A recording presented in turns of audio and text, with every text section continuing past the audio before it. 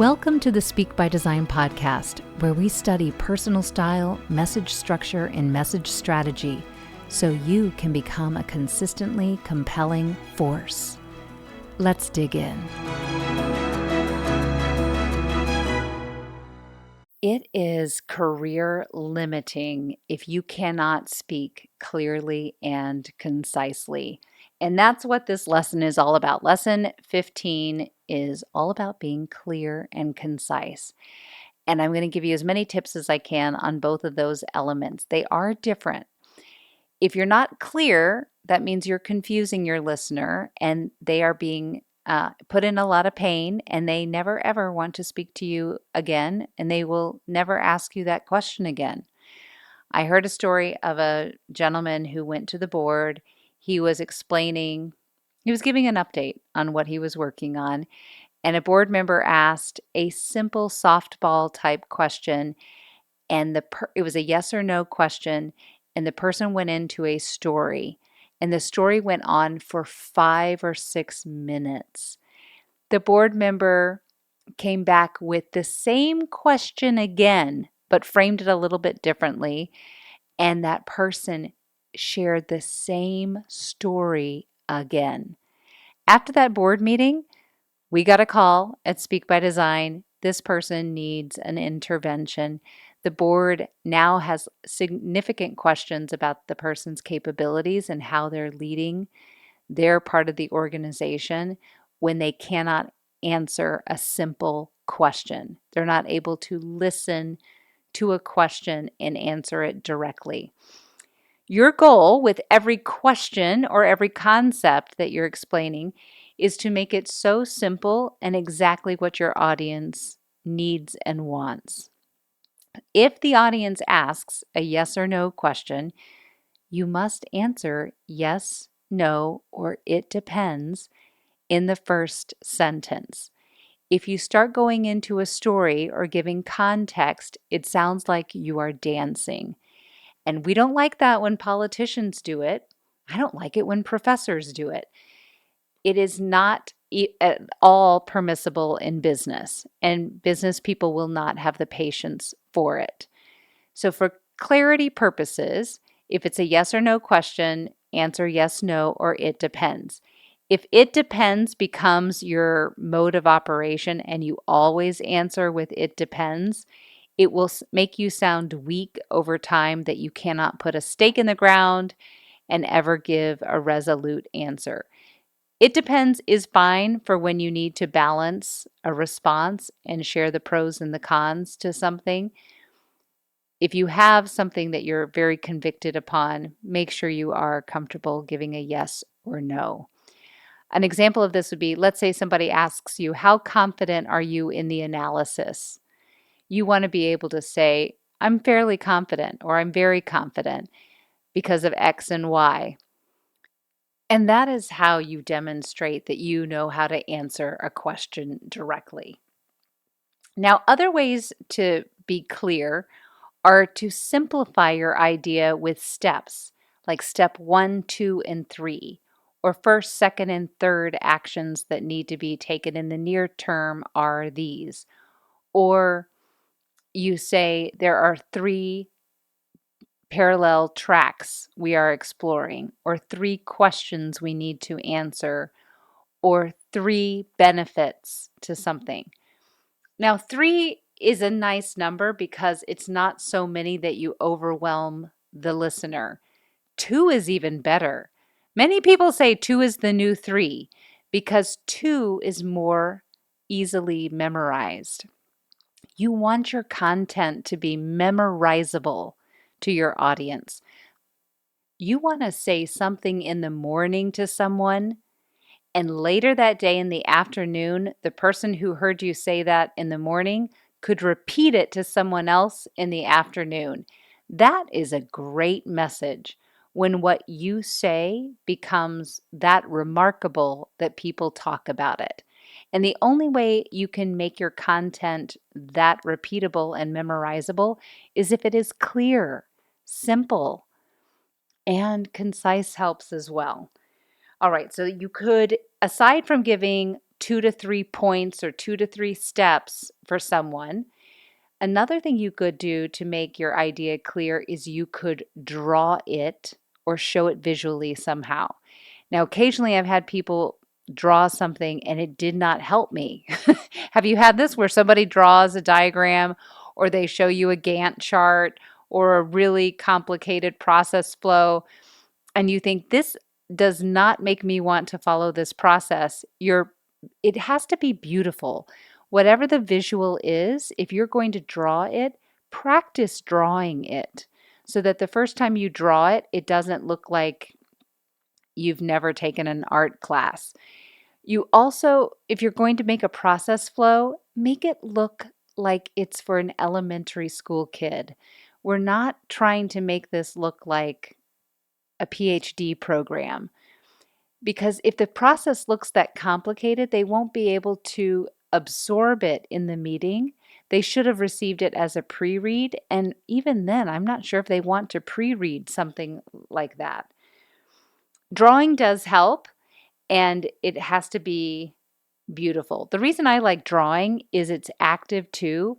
And if you stand up and draw, you could have them stand up with you, and now you've got more physicality going on in the room. And when they are moving, they are more engaged. Anytime you can get people to do a gallery walk or stand up with you, you should always do that. But another thing you could do to make something simple or clear to them is to do the process with them. So you could take them on a tour of the lab, or you could have them sit in the driver's seat in front of the computer and do a simulation. You can put them through the experience and then it's crystal clear. It's why whenever somebody is new to a position in a company, it's so important for them to go see the operations, where the sausage is made, where the products are made. When you can see up front how the process works, that's a first-hand experience that that person will never forget. If you are already concerned that your content is too complicated, ask yourself what you can send as a pre-read or a video demonstration, a video that they could watch before the meeting so that there's information the person can be sitting with before they meet with you. Pre-reads are helpful for that reason, and that does not mean the day before. A few days in advance would be better. Could you get different voices to explain something or plan for somebody else to reinforce your example with their example, as long as it's a short example and very clear? Can you look through your slides and see if maybe you don't need all of those charts, if one chart is sufficient, and can you make that chart simpler, more beautiful, only using 2 colors versus 10? Can you help the eye digest the meaning of the chart faster? That's your goal. Now, in the moment, one way you can make things very clear to people is always put the bottom line up front. If it's a yes/no question, you would be putting that up front easily. But if the person says, how should we approach this? A how question. Those are the questions that usually trip us up and make us overtalk and ramble. So how does this work? If somebody asks that, first, don't answer really how it works, because how it works might be a 20-minute message. Instead, answer what's involved with this. If you're speaking to a senior audience, I guarantee you they do not want the 20-minute response. They want to know what's involved at a high level. And you can ask them right then and there, do you want the 1-minute version of this or the 3-minute? How much time do I have to explain how this works? But really answer what's involved and see if you can put it in 3 steps or 2 categories, 2 phases or 3 phases, but not 4, 5, 6 phases, not 10 different initiatives or elements. You're simplifying it as much as you can. And by putting the bottom line up front, it might sound something like this. So here's me putting the bottom line up front. We need $1 million investment. That's going to help us do two things. First, keep up with the pace of business. And second, the return makes it 100% worth it. Another example could be something like this. We need to stop producing. Costs are increasing and demand is slowing.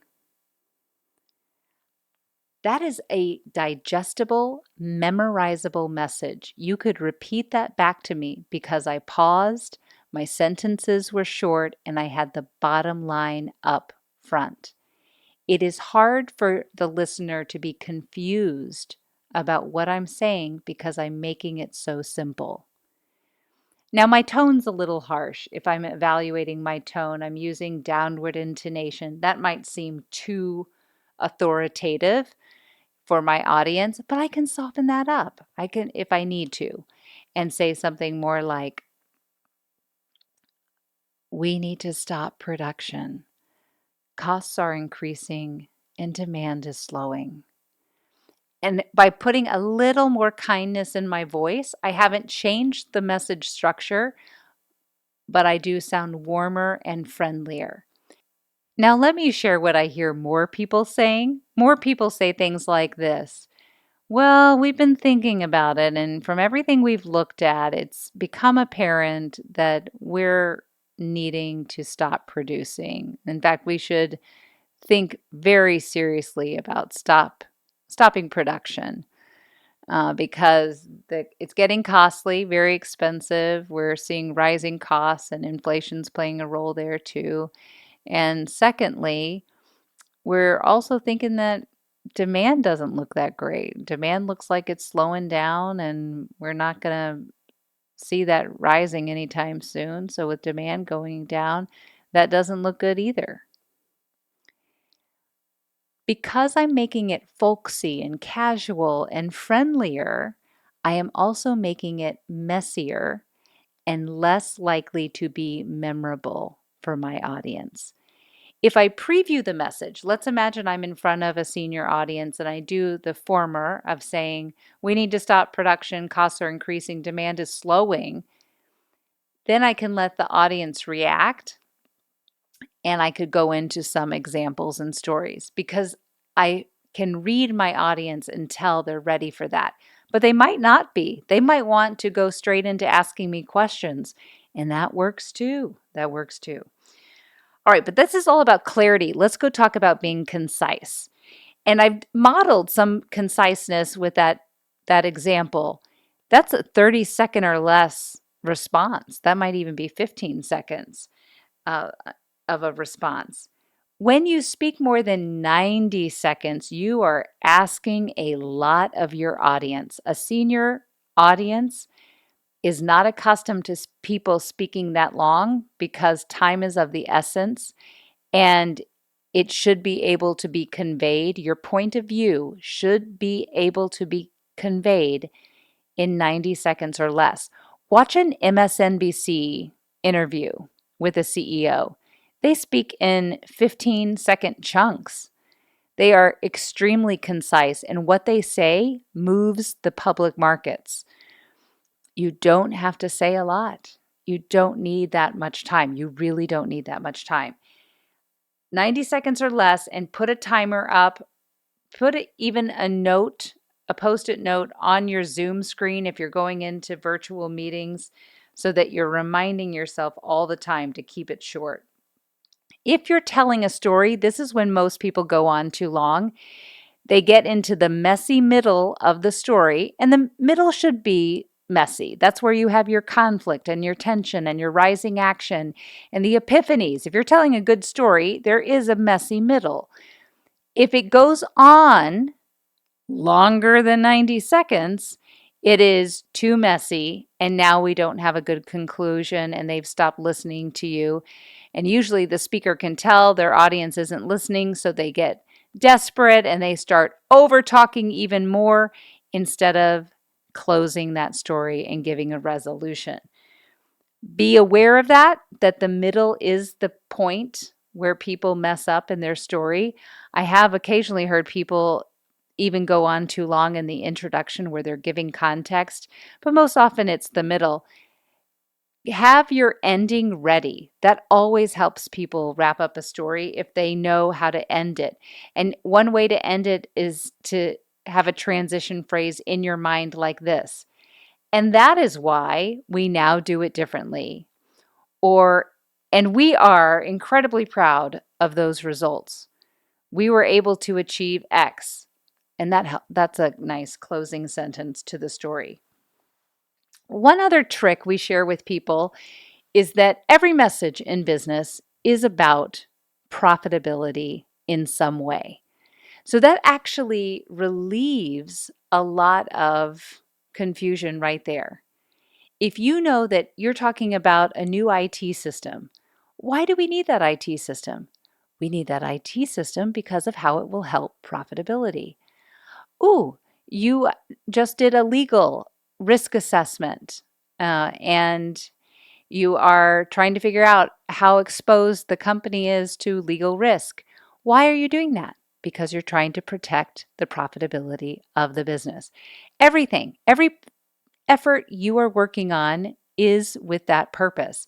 And your senior audience, the leadership team, the board, even the public, the investor audiences, they're listening to you with that lens of how are you protecting and increasing profitability? When you know that, the answer is one of these 6 things. It is either something about money, something about people. We call that muscle. These are the 6 M's: money, muscle, machines, methods, materials, and minutes. I'll say them again slowly.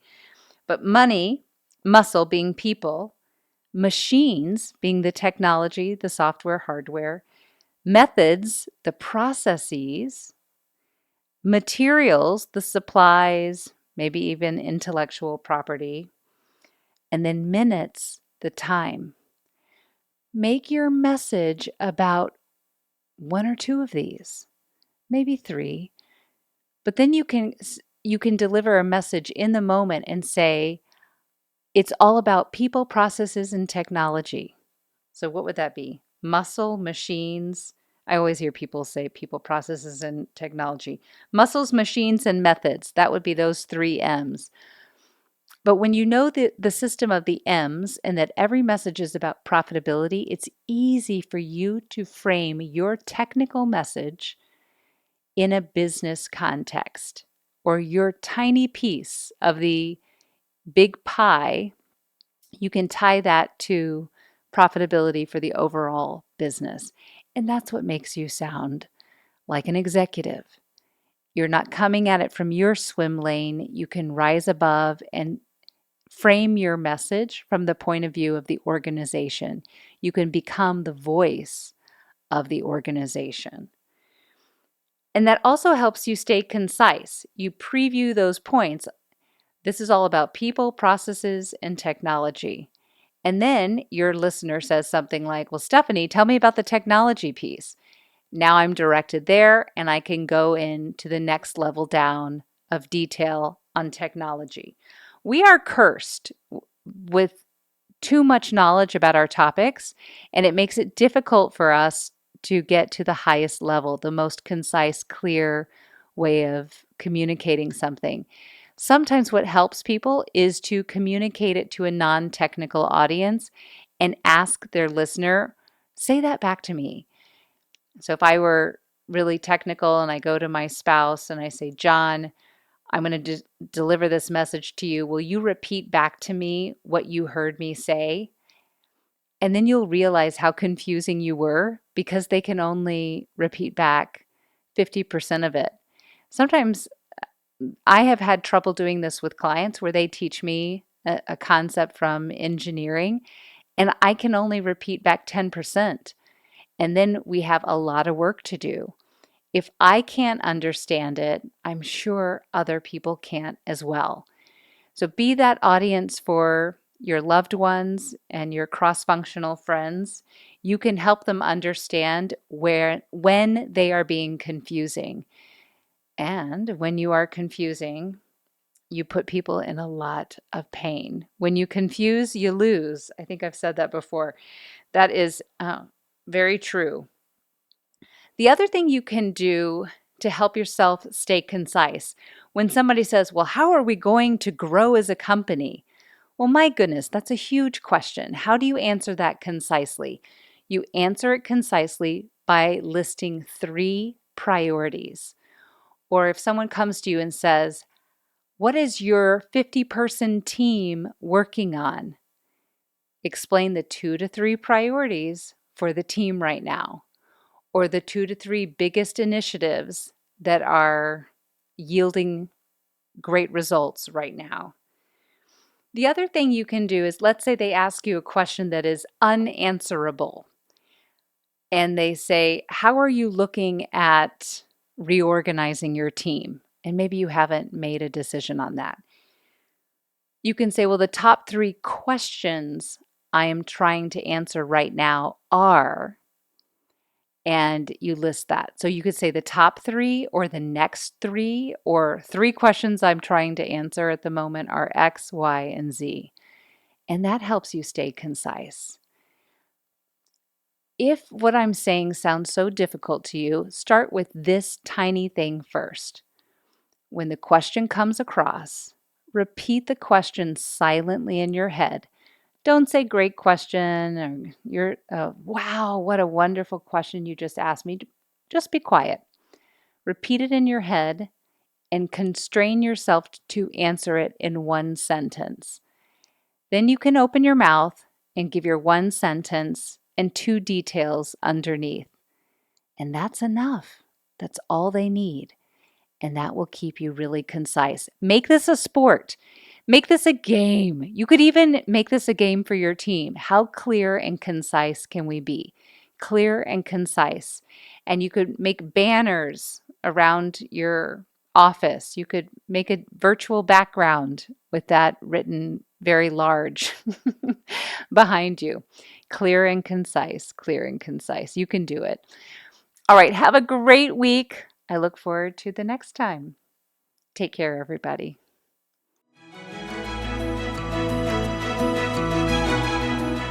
If you are enjoying all of these lessons, but now you're hungering to turn all of this into skills and habits that make this work intuitive and natural so that you don't have to think about it, then you want to join Speak by Design University.